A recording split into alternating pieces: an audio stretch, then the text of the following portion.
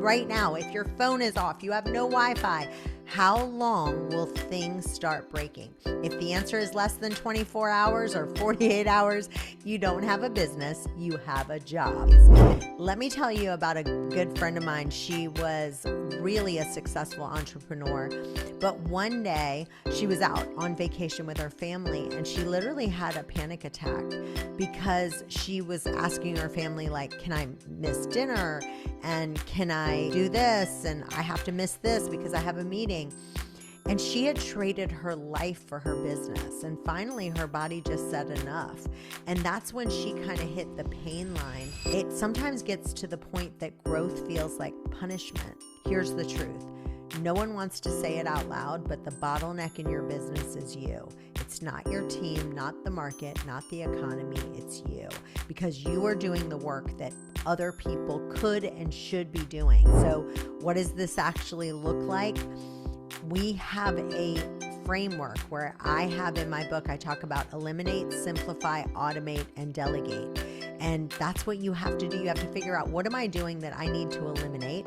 What do I need to do in my business that I can automate? We literally have, we can automate so much in your business. We have a deal where we'll charge you $5,000. We come into your business, we look at everything and we automate everything. We simplify, we eliminate, and then we figure out what you need to delegate.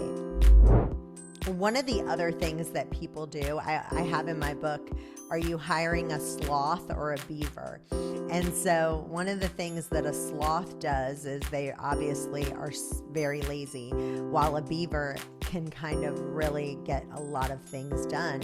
And another example I give is the bike versus a Tesla.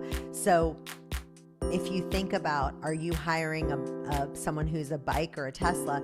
If you're riding a bike, you must push the pedal all the time. You have to figure out where you're going. It takes a lot of time to get anywhere.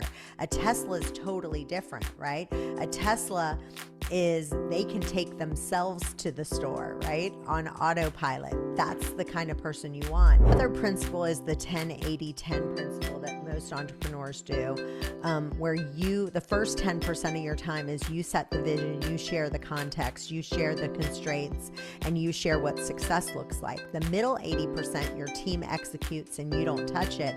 And then the last 10%, you review, you refine, and you approve it. If you say it takes longer to train someone, yes, today, but if that task happens 5 times a month, you break even in 1 month. And so you're getting your time back every single month forever. So one of the things I suggest people to do is to do a time audit. And you can set an alarm every 30 minutes and just log everything you're doing and run everything through the dollar productive scoreboard. So you're going to figure out, okay, what am I doing? I call it red light, yellow light, green light. What are the things that I absolutely hate? Those are your red light items. The things that you're like, it's yellow, I don't mind doing it. And then green light are the things you actually enjoy. So you just actually put things in red that you don't like, the things in yellow, and then green.